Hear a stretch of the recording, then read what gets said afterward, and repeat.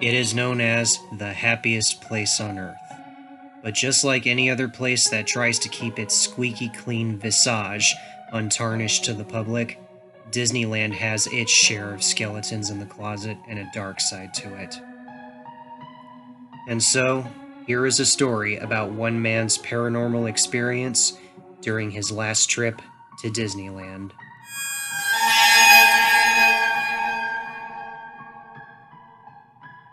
In July of 2015, I took a trip to Disneyland with my little brother Noah and my best friend Nathan after a previous out-of-town trip that I was originally going to go on was canceled due to circumstances beyond my control. When the three of us were at Disneyland, we did the typical things that any guest visiting the park on a blazing hot summer day would do. We rode on the rides, specifically the ones that kicked up ice-cold water or were air-conditioned.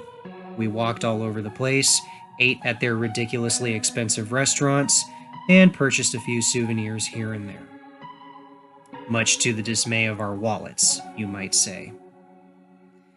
Occasionally, we decided to fool around a bit and went looking for the so-called secret entrance to Club 33, the telltale signs of doors that led to the utilidors that are supposedly underneath the park, or to see if the cast members and employees of Disneyland really did sign their names on the back of the tombstones at the Haunted Mansion ride.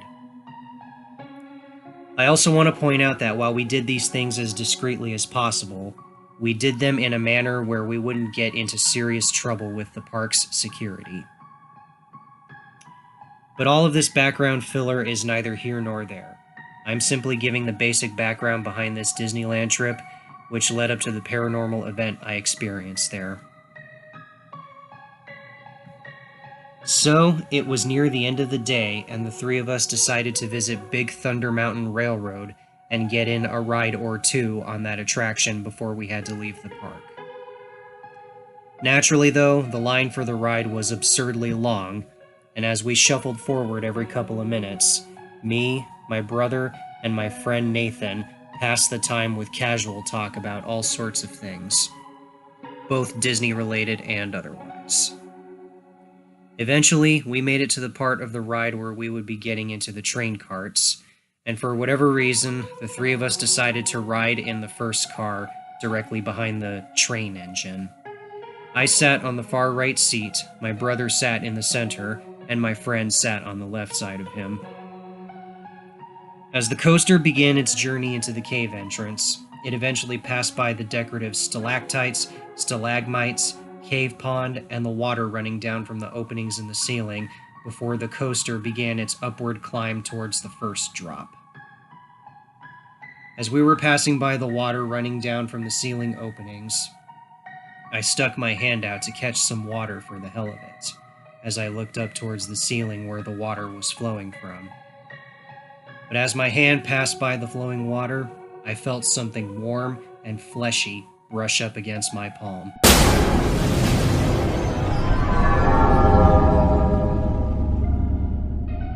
It couldn't have been the water that I had felt prior, because that water was nearly ice cold.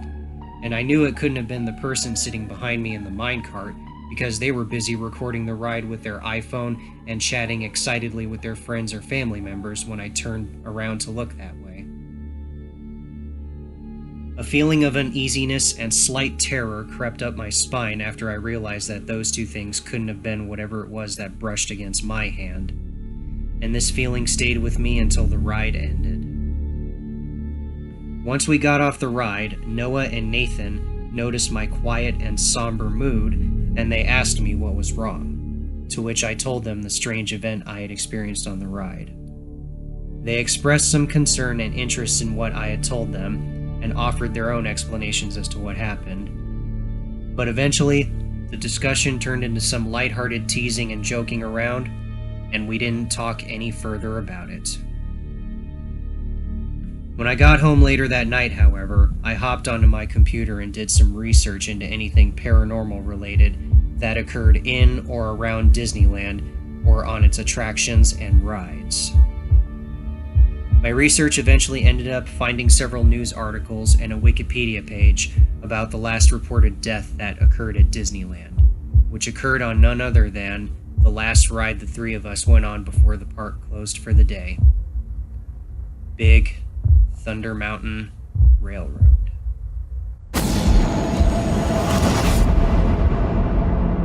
I learned through my research that in September of 2003, a 22-year-old man by the name of Marcelo Torres was killed on the ride when, due to improper maintenance, the fasteners on the train engine's left side upstop/guide wheel on the floating axle had not been tightened and safetied in accordance with Disney Park protocol. So on that fateful day, the train engine entered one of the tunnels on the ride, but as it did so, the axle broke loose and sent the rear of the engine smashing into the ceiling before it came back down upon the passenger car directly behind it, which, unfortunately, Marcelo Torres was riding in. It was reported that his head was crushed by the oncoming train engine that smashed down onto the train cart.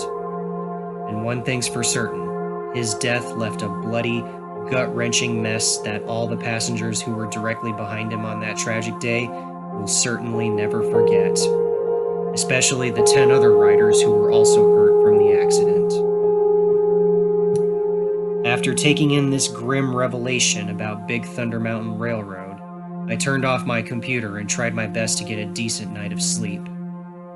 But with everything I had experienced and read prior, I didn't sleep well at all that night. I'm not the kind of person who believes in ghosts, spiritual entities, and paranormal experiences of haunted buildings or dwellings, or places where something terrible happened and the suffering from such a terrible something still dwells there without peace and rest. But after my experience on Big Thunder Mountain Railroad, my personal beliefs changed a lot since then. Maybe what I felt really was the spirit, entity, or ghost of Marcelo Torres trying to reach out from the beyond.